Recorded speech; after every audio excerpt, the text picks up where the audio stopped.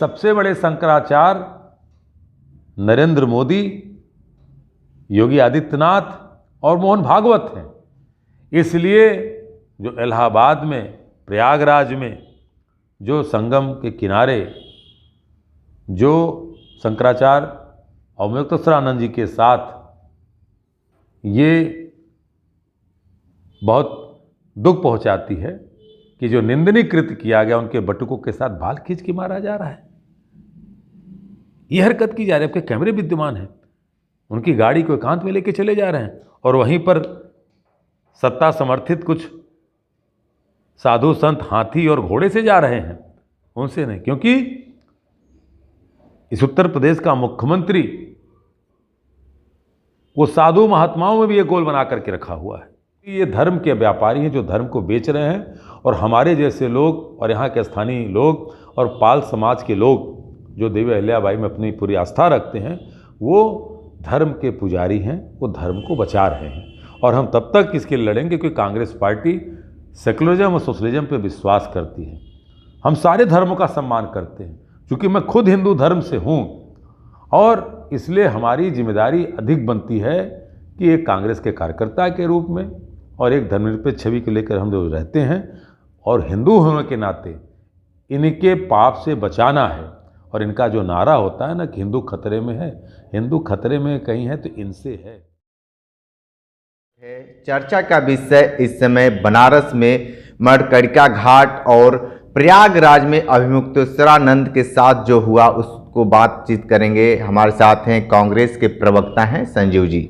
संजीव जी, जिस तरीके से आप लोग मुखरता से जिस तरीके से आवाज़ उठा रहे हैं, और इतना आप लोग आवाज़ उठा दिए कि मुख्यमंत्री को भी प्रेस कॉन्फ्रेंस आकर बनारस में करना पड़ा, वो भी मणिकर्णिका घाट को लेकर। तो जिस तरीके से आप लोग बुलंदी से जो आवाज़ उठा रहे हैं, लेकिन सत्ता में बैठे लोग उस वीडियो को AI जनरेटेड बता रहे हैं, क्या कहेंगे इस पर आप?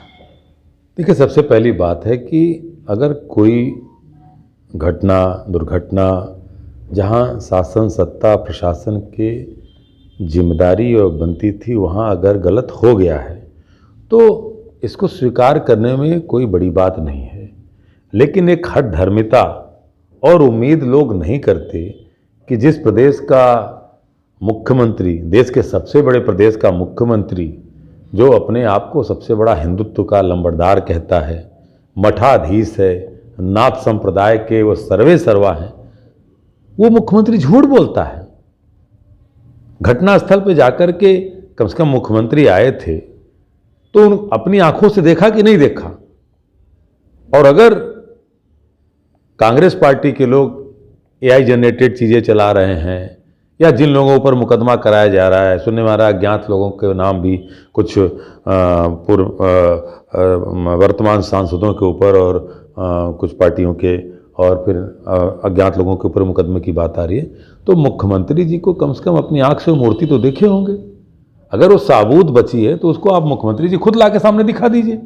हम उसकी बात को उठाते हैं, हम DM के यहाँ जाते हैं, आप सब लोग थे, हमारा ज्ञापन लिया जाता है इस आश्वासन के साथ कि हम भाई एक कमेटी बनाएंगे और इस कार्य को रोका जा रहा है। कार्य हमारे कहने से नहीं रोका गया, कार्य रोका गया जो माँ देवी अहिल्याबाई होलकर की जो वो चैरिटेबल ट्रस्ट है उनके नाम से इंदौर में, उसके जो चेयरपर्सन हैं यशवंतराव होलकर, उनकी चिट्ठी आती है, उनकी चिट्ठी को स्वीकार करते हैं आप। अगर आदित्यनाथ योगी जी हम गलत हैं, कांग्रेस के लोग गलत हैं, बाकी लोग गलत हैं, तो मुकदमा लिखवा रहे हो आप, तो आप यशवंतराव होलकर पे क्यों नहीं मुकदमा लिखवा दे रहे हैं? लिखवा दीजिए। लेकिन उन्होंने तो सीधे कहा है कि दोषी अधिकारी के ऊपर कार्रवाई की जाए और वो खंडित मूर्ति हमें दी जाए। तो इसको लेकर के मैं इसलिए कहना चाहता हूं कि पूरी तरह से बनारस में जो धर्म के व्यापारी हैं, ये भारतीय जनता पार्टी RSS के लोग, उन्होंने पहले मां गंगा को बेचा, बाबा विश्वनाथ के उस चौक को बेचा जहां पे आपने देखा कि उस वटवृक्ष को काट के फेंक दिया गया। वहां पे जो है त्रिमुख विनायक, प्रमोद विनायक, ये जितने विनायक थे उनकी मूर्तियां तोड़ी गई, माता सरस्वती की मूर्ति तोड़ी गई, भारत माता की जय करके नारे लगाते हैं, भारत माता का मंदिर तोड़ा गया। तो बाबा के प्रांगण में जो काशी खंडों में चीज़ें थी, जो पद्म पुराण में, स्कंद पुराण में ये सारी चीजें पौराणिकता को जो बताती थी उसको नाश किया। माँ गंगा का सीना चीर करके किसने नहर चलवाया था, नहर बनवाया था? बताएं थोड़ा, वो नहर कहाँ गई? किसका पैसा लगा था? किसी भाजपा के नेता का लगा था क्या? तो ये सारा आप पाप कर रहे हो। इसलिए ये धर्म के व्यापारी हैं जो धर्म को बेच रहे हैं, और हमारे जैसे लोग और यहाँ के स्थानीय लोग और पाल समाज के लोग जो देवी अहिल्याबाई में अपनी पूरी आस्था रखते हैं, वो धर्म के पुजारी हैं, वो धर्म को बचा रहे हैं। और हम तब तक इसके लिए लड़ेंगे क्योंकि कांग्रेस पार्टी सेकुलरिज्म और सोशलिज्म पे विश्वास करती है। हम सारे धर्मों का सम्मान करते हैं। क्योंकि मैं खुद हिंदू धर्म से हूँ, और इसलिए हमारी जिम्मेदारी अधिक बनती है कि एक कांग्रेस के कार्यकर्ता के रूप में और एक धर्मनिरपेक्ष छवि को लेकर हम जो रहते हैं, और हिंदू होने के नाते इनके पाप से बचाना है। और इनका जो नारा होता है ना कि हिंदू खतरे में है, हिंदू खतरे में कहीं है तो इनसे है, इन भाजपाइयों संघियों के कुकर्मियों से है। कहाँ कहाँ इन्होंने नाश नहीं किया। तो इसलिए हम इसको लेकर के जब प्रमुखता से उतरे हैं, और इस पे योगी आदित्यनाथ की जी के प्रशासन ने हमें गिरफ्तार कराया। आपने देखा, हम तो उस सच को देखने जा रहे थे कि जहाँ पे डीएम वाराणसी ने कहा कि हमने सुरक्षित रखा है, इन्होंने कहा था। तो अगर हम देख लेते साहब तो हमारा आरोप गलत हो जाता। हाँ साहब, एआई जनरेटेड लोग चला रहे थे, लेकिन ये बात साबित हो गई। बनारस की जनता ने, पूरे देश की जनता ने देखा कि प्रधानमंत्री के क्षेत्र में हिंदुत्व के ऊपर, हिंदू धर्म के ऊपर किस तरह से स्वयं बुलडोजर उनकी सरकार करा रही है। और योगी आदित्यनाथ और उनके लोगों से मैं कहना चाहता हूं कि आपकी पुलिस से, आपकी सलाखों से, आपके मुकदमों से डरने वाले नहीं हैं। मुकम्मल लड़ेंगे, और तब तक लड़ेंगे जब तक आप जैसे झूठ बोलने वाले, धर्म का धंधा करने वाले लोगों को सत्ता से उखाड़ नहीं फेंकेंगे। लड़ाई धर्म और अधर्म के बीच की है, और ये पुरातन काल से, प्राचीन काल से हमेशा देखने को मिला है कि सत्य और धर्म की विजय हुई है और असत्य और अधर्मी हारे हैं। आप रावण और कंस से बड़े नहीं हो, इसलिए गलती मत करिए, उस सच को स्वीकार करिए। और जैसा अहिल्याबाई होलकर की कमेटी के चेयरपर्सन ने कहा है, देवी अहिल्याबाई होलकर के, उस तरह से आप काम करिए और बनारस को बनारस की तरह रहने दीजिए। बनारस एक आध्यात्मिक नगरी है। माँ गंगा के किनारे लोग आध्यात्म के लिए, अपने योग और दर्शन और शांति के लिए आते हैं। ये गोवा नहीं है कि बियर की बोतलें पीकर के फेंकी जा रही हैं। वहाँ पे एक मेहता हॉस्पिटल होता था उस भीड़ भाड़ वाले एरिया में। कल को कोई घटना दुर्घटना हो जाए तो मेहता हॉस्पिटल जैसा कोई एक हॉस्पिटल तो नहीं है। वहाँ पे 5 सितारा आपने ताज ग्रुप को होटल बनाने के लिए दे दिया। ये विकास है। 200 मीटर बाढ़ बिंदु के भीतर आप एक जो है नवनिर्माण नहीं कर सकते। ये सरकार का था ना, कोड के तहत आप इसको, एक कील की कांटी भी अगर गाड़नी है तो आपको जिला प्रशासन वीडियो से परमिशन लेनी है, यानी कोई मरम्मत का कार्य करना है। और दूसरे तरफ मेहता हॉस्पिटल को डिमोलिश करके आप वहां पे ताज ग्रुप का 5 स्टार होटल बनवा रहे हो। इन्हीं की सरकार में एनजीटी ने फटकारा था जब ये गंगा के उस पार इन्होंने टेंट सिटी बनाई थी। उसका क्या हाल हुआ? टेंट के व्यापारियों के ऊपर जुर्माना ठोका था। और अभी एनजीटी ने फटकारते हुए कहा कि एक बोर्ड लगा दीजिए डीएम वाराणसी कि गंगा जल पेय और आचमन योग्य नहीं रह गया है। ये कांग्रेस ने किया था क्या? स्वामी विवेकानंद का नाम दूषित किया। स्वामी विवेकानंद के नाम से क्रूज चल रहा था, आपने देखा वीडियो चल रहा है कि उस क्रूज से मलमूत्र गिराया जा रहा है। कैसा बेटा है भाई? मां गंगा ने मुझे बुलाया था तो मां गंगा की गोद में मलमूत्र गिराओगे? मां गंगा के सीने को चीर करके जिसकी अविरलता निर्मलता को आप लाने के लिए 20,000 करोड़ की नमामि गंगा योजना ला रहे थे, वो योजना कहां चलेगी? करोड़ रुपए कहां चले गए? आज में गंगा में, वहां गंगा में अविरलता निर्मलता तो नहीं, वेंटिलेटर पे पड़ी मां का सीना चीर करके नहर बनाया गया। एक बात बताइए, अब मुक्तेश्वरानंद जी स्नान करने प्रयागराज जा रहे थे, उनको भी रोका गया, उस पर क्या आप कहेंगे? आप देखिए, भारतीय जनता पार्टी और आरएसएस, ये कड़वी बात बोलने जा रहा हूं, जो धार्मिक कार्यों में या जो मठ मंदिरों से और ऐसे श्रद्धे जो साधु महात्मा हैं, अपने दिल पे हाथ रख के बोलें। और मुक्तेश्वरानंद जी से लेकर के हमारे देश में 4 शंकराचार्य हैं। चारों शंकराचार्य अपने दिल पे हाथ रख करके बोलें कि क्या ये बीजेपी, आरएसएस, मोहन भागवत आपको हिंदुत्व के तहत या हिंदू धर्म का एक बड़ा उपासक मान के आपको सम्मान दिया? उन्होंने भगवान श्री राम मंदिर का उद्घाटन हुआ, किस शंकराचार्य को बुलाया? मोहन भागवत सबसे बड़े शंकराचार्य हैं। काशी विश्वनाथ कॉरिडोर इसलिए कहता हूं कि बाबा विश्वनाथ फूड प्लाजा के और स्वीट रूम के और उसके हजारों दुकानों के भूखे नहीं थे। वहां पर शंकराचार्य को बुलाया?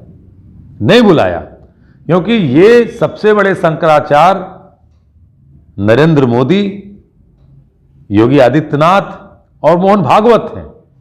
इसलिए जो इलाहाबाद में, प्रयागराज में, जो संगम के किनारे जो शंकराचार्य और मुक्तेश्वरानंद जी के साथ ये बहुत दुख पहुंचाती है कि जो निंदनीय कृत्य किया गया, उनके बटुकों के साथ बाल खींच के मारा जा रहा है, ये हरकत की जा रही है। आपके कैमरे विद्यमान हैं, उनकी गाड़ी को एकांत में लेके चले जा रहे हैं और वहीं पर सत्ता समर्थित कुछ साधु संत हाथी और घोड़े से जा रहे हैं, उनसे नहीं। क्योंकि इस उत्तर प्रदेश का मुख्यमंत्री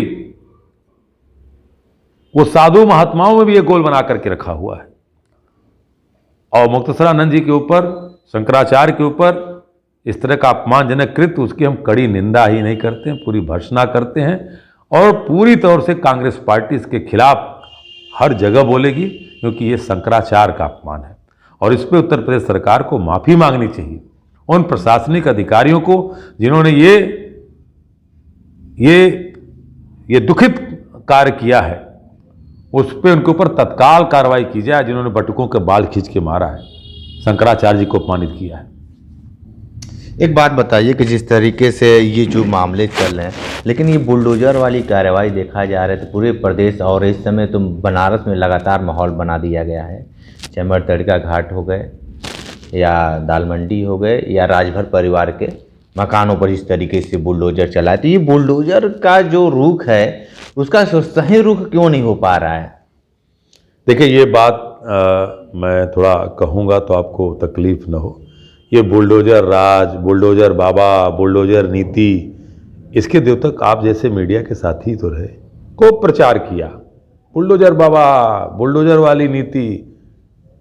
मतलब मुझे एक कानून का विद्यार्थी होने के नाते कितना बुरा लगता है कि इस राज्य में, राज मतलब कि उत्तर प्रदेश ने स्टेट जो कॉन्स्टिट्यूशन के तहत, जब स्टेट कॉन्स्टिट्यूशन के तहत नहीं चलेगा, जुडिशरी के तहत नहीं चलेगा, बुलडोजर ने, और कितनी बार कोर्ट ने फटकारा, भाई अगर हर कार में आपको बुलडोजर ही चलाना है तो बंद कर दीजिए न्यायालय, क्या जरूरत है न्यायालय की चलाने की?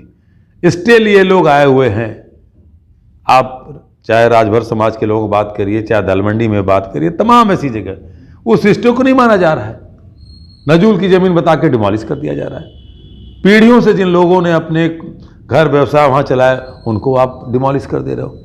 4 आदमी को तो रोजगार आप नहीं दे पाते हो, संविदा पे दिए व्यक्तियों की नौकरी छीन रहे हो, परमानेंट तो कर नहीं पा रहे हो।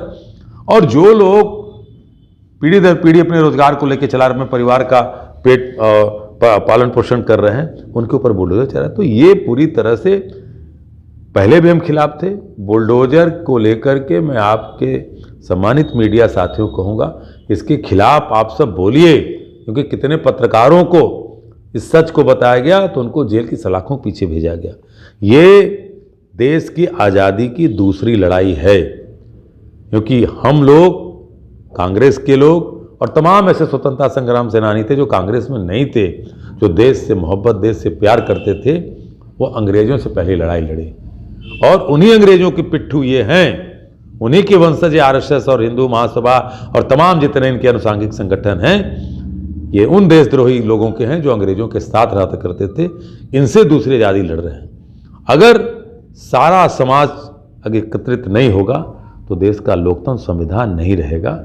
किस तरह से भारतीय जनता पार्टी, नरेंद्र मोदी की सरकार उस अपने एजेंडे पे आरएसएस को लेकर चल रही है कि 1 नेशन 1 इलेक्शन, 1 पार्टी 1 लीडर है, और उसके बाद 1 बिजनेसमैन के तर्ज पे ये स्थिति आ गई है कि एक राष्ट्रीय सेट बना करके आप पूरी तौर पे छोटे छोटे देश जिनका जन्म हिंदुस्तान ने दिया था, वो आपको आंखें तरेर रहे हैं।